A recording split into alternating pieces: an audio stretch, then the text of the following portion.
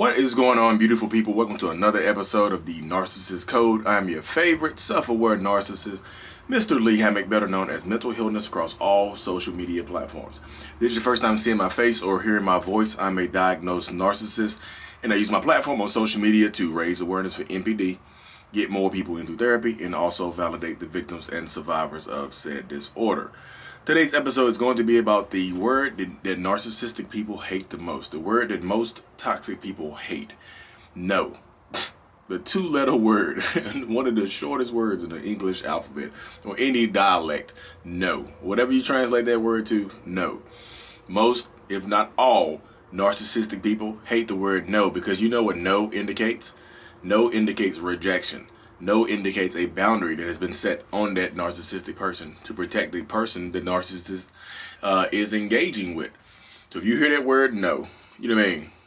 You know, so right now it just seems like narcissistic people, just hate to hear the word no. So if you tell a word, like, that's what a lot of people ask me. They're like, how do I spot a narcissist early on? How can I tell if they are a narcissistic person very, very early on? Tell them no. Find a way to say no. That's the simplest way. You don't have to say yes to everything. If you are a yes man or a yes woman or a yes person, you're going to get taken advantage of, not just by narcissists, but by people all over the world, because you are just a target. If you can't say the word no, I'm not interested. No, I don't want to do that. I don't want to do that. No, that makes me uncomfortable. If you cannot utter the word no, then you're going to be set up for failure. You just are. You just are. Like, learn to say the word no. Find a way to set a boundary. How do I spot the red flags early in a relationship? If you're on my podcast, you can't see this, but I'm waving the actual red flag. I'm going to rub it on the mic so you can feel it. This is me rubbing the red flag on the mic so y'all can feel it. Y'all can't see it, but you can feel it. That's a red flag right there, y'all. Did you feel it? Did you get...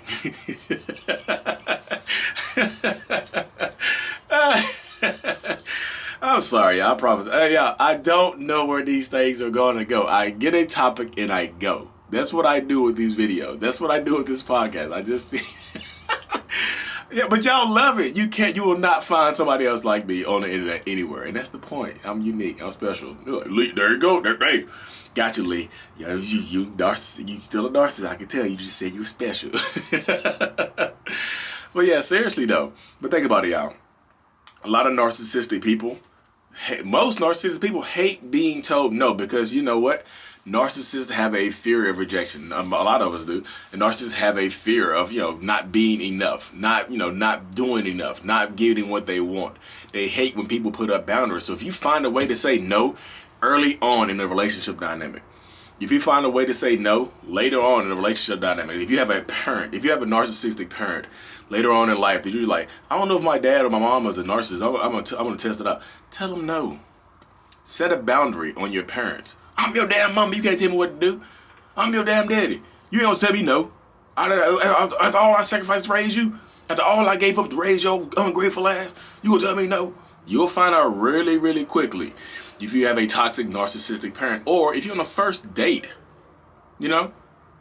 If you're dealing with situations like that, or you're dealing with people like that, and circumstances like that, find a way to say no and stand on it.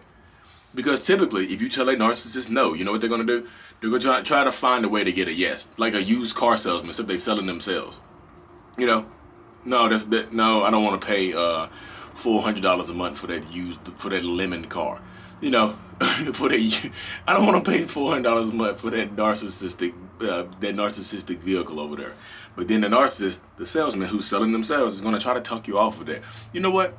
$400 a month sounds like a lot, right? It really, really does. Instead of saying just yes, okay, I understand. Let's find you a lower price car. They're going to say, no. I know $400 a month is a lot, right? But let's just say you stop paying your light bill. If you stop paying your light bill, your light bill, if you stop paying your light bill, let's say your light bill is $50 a month. Your light bill is $65 a month or something like that. So if you stop paying that, then you will be able to afford the damn, You'll 100% be able to afford the car. I mean, you 100% be able to afford the what are we talking about? The car, the car payment. So you stop paying your light bill and you suffer. For what? For what gain? What are you gaining? You're gaining a car payment that you didn't want to. You're gaining a relationship that you didn't really want to be into. Somebody that you might like them. You might like them. You might be attracted to them. But in the end, you're still buying a used vehicle that you're not really interested in. You don't really want the used vehicle. You know what I mean? You don't really care for it. You don't want it, but you still end up buying it for what? Because that's how high pressure sales tactics work. That's how high pressure narcissists sell themselves. They pressure you into saying yes. Well, you know what? If you don't like me, somebody else will.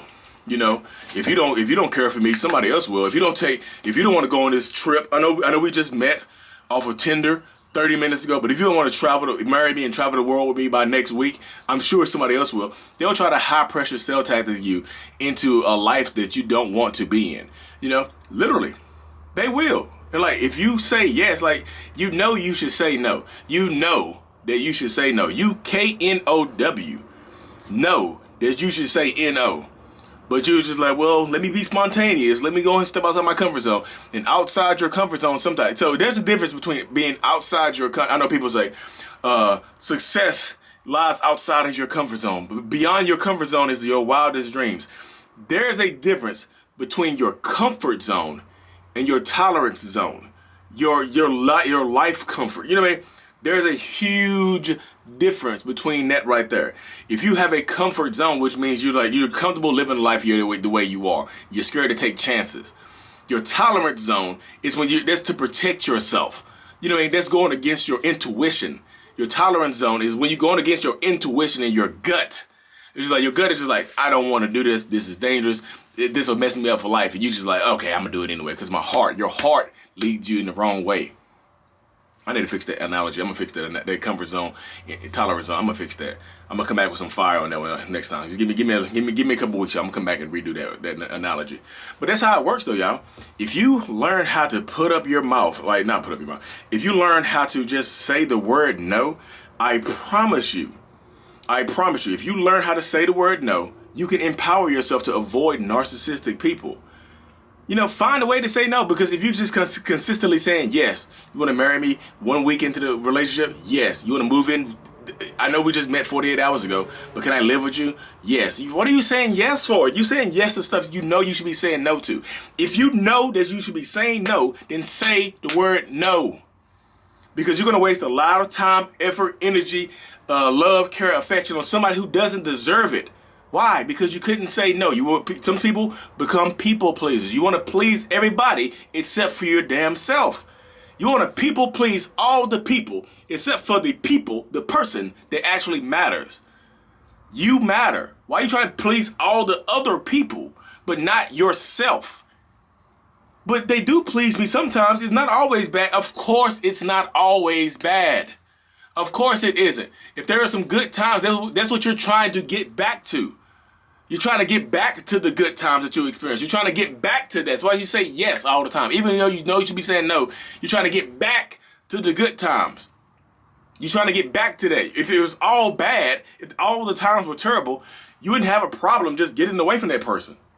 There's no good times to fall back on. It's just like a trust fall with nobody to catch you. There's nothing to catch you back there because there's no good times behind it. You see what I mean? That's why I say, people, you have to, y'all, I'm just telling you, you're going to live a life of despair. And at your gravesite, they're going to read your eulogy. And no, write your own eulogy. That's one of the most powerful things I've ever read. I forgot what book it was in. But this person had written their own eulogy. A truthful eulogy about their own life. I've written my eulogy and I did not like it, so I'm changing my eulogy right now because of the way I live my life. But write your own eulogy. Write it. Write what you want people to read. Write an honest statement of what you want people to read about yourself and your life and how you've lived your life. Ask yourself that question. Literally ask yourself that question right there. What are you trying to do? What does your eulogy say? Here lies a narcissist victim. You didn't survive because you kept going back. Victim that didn't live their life up to their full potential because they couldn't say no and they chose to just try to make somebody else happy instead of making themselves happy. Amen. That's it. That's it. Is that what you want your eulogy to say? And guess who's not going to be at your funeral? Guess who's going to be at your funeral trying to get sympathy, fake sympathy for themselves, not for you? That narcissist that you dedicated your life to, if you pass away before they do, at your funeral, they're going to be trying to cash in on your funeral, on your sympathy that you're getting. Y'all looking at me cry. What is your eulogy going to say? Write your eulogy today. It's probably going to hurt a lot of your feelings, because it hurt. When I wrote my eulogy, it hurt my damn feelings. It did. It messed me up. I was like, nope, this will not be the end of my story. I'll be damned. My eulogy gonna have something on it. You know what I mean?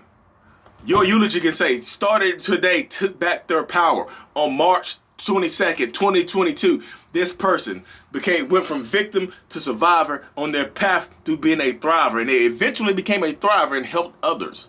They lived the life that they lived the life that they wanted instead of the life that other people expected of them.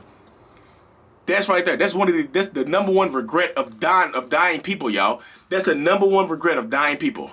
I wish I had the courage to live the life I wanted to live and not the life other people expected of me. Ooh! Bronnie Ware, Top 5 Regrets of the Dying. That book will change your life. What is your eulogy going to say, y'all? I know I'm from saying no to eulogies, but this is how y'all know how it goes. Y'all like this. But anyways, y'all, like and subscribe for more. I have to hop off this thing. Like, it's hot. I'm outside, y'all. It's getting hot and sweaty. I gotta get some air conditioning in my building. Thank y'all for tuning in. Really, really, truly appreciate y'all. Mental Illness is out. Peace.